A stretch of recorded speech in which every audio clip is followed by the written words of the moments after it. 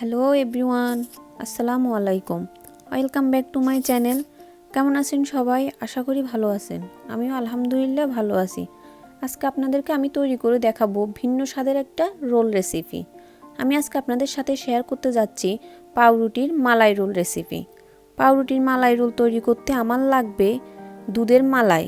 এই মালাইটা তৈরি করার জন্য আমি ফ্যানের মধ্যে 1.5 কাপ পরিমাণ দুধ নিয়ে নিচ্ছি।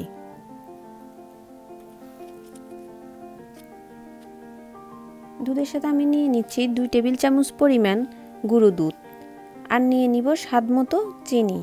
আমি এখানে 2 টেবিল চামচ চিনি নিয়েছি, আপনারা চাইলে এর কম বেশি নিতে পারেন। সবগুলো উপকরণ আমি ভালোভাবে মিক্স করে নাড়তে থাকবো।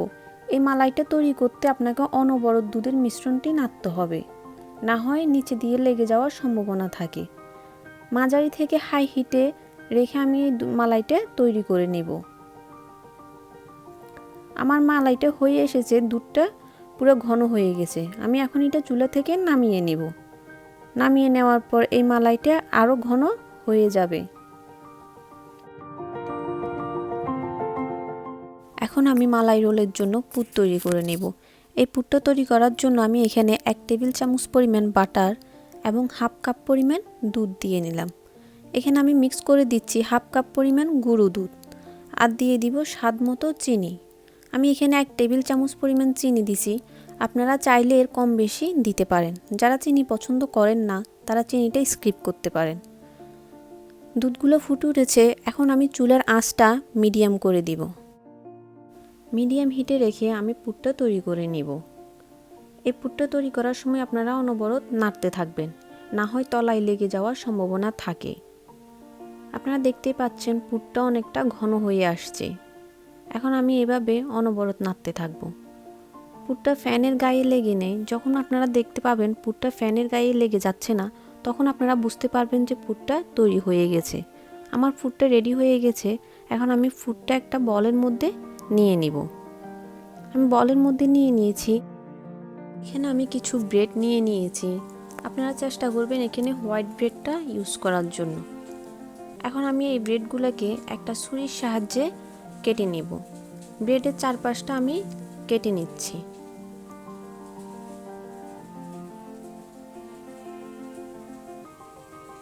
আস্তে আস্তে সবগুলো ব্রেড আমি একইভাবে কেটে নিচ্ছি।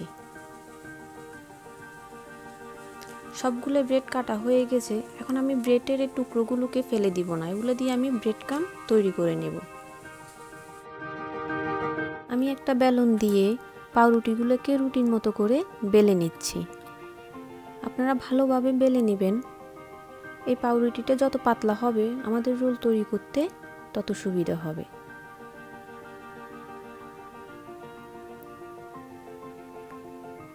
আপনারা দেখতে পাচ্ছেন এটা কতটা পাতলা করে আমি বেলে নিয়েছি। আমি এক এক করে সবগুলা পাউরুটি বেলে নেব। এখন আমি পাউরুটির এবড়ো থেবড়ো অংশটা ছুরি দিয়ে কেটে ফেলবো। এটা আমি সৌন্দর্যের জন্য কেটে ফেলতেছি, আপনারা চাইলে রেখে দিতে পারেন।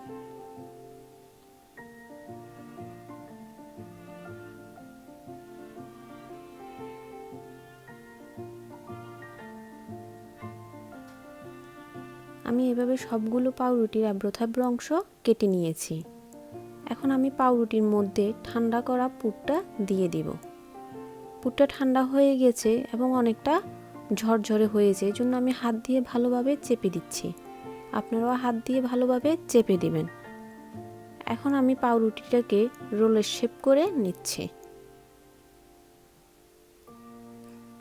তো দেখতে পাচ্ছেন আমি একটা রোল বানিয়ে নিয়েছি। এখন আমি এটা একটা প্লেটে উঠিয়ে নেব। এখন আমি আপনাদেরকে আরেকটা রোল বানিয়ে দেখাচ্ছি।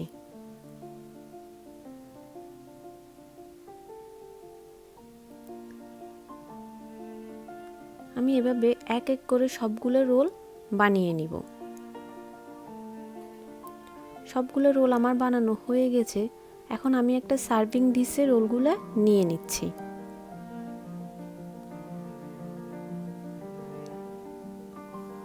আমার আগে থেকে তৈরি করে রাখা মালাইগুলো আমি পাউরুটির উপরে দিয়ে দিচ্ছি। এই মালাইটা আপনারা কুসুম গরম রাখবেন, খুব বেশি গরম রাখবেন না, তাহলে পাউরুটির মালাই রোলটা অনেক বেশি নরম হয়ে যাবে। আমি সৌন্দর্যের জন্য উপর দিয়ে কিছু কিশমিশ এবং বাদাম ছিটিয়ে দিচ্ছি। আপনারা চাইলে দিতে পারেন, না হয় এটা স্কিপ করবেন। আপনারা দেখতেই পাচ্ছেন আমার মালাই রোলটা তৈরি হয়ে গেছে। এখন আমি একটা প্লেটের মধ্যে মালাই রোলটা উঠিয়ে নিয়েছি। আমি আপনাদেরকে মালাই রোলটা কেটে দেখাবো এটা কতটা সফট এবং ক্রিমি হয়েছে।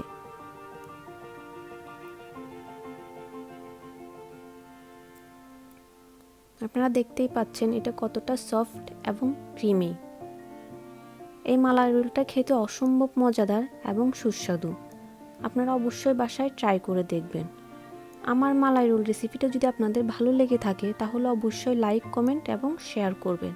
আর আমার পরবর্তী ভিডিও পাওয়ার জন্য আমার চ্যানেলটি সাবস্ক্রাইব করে আমার পাশে থাকবেন। ভিডিওটি দেখার জন্য অসংখ্য ধন্যবাদ।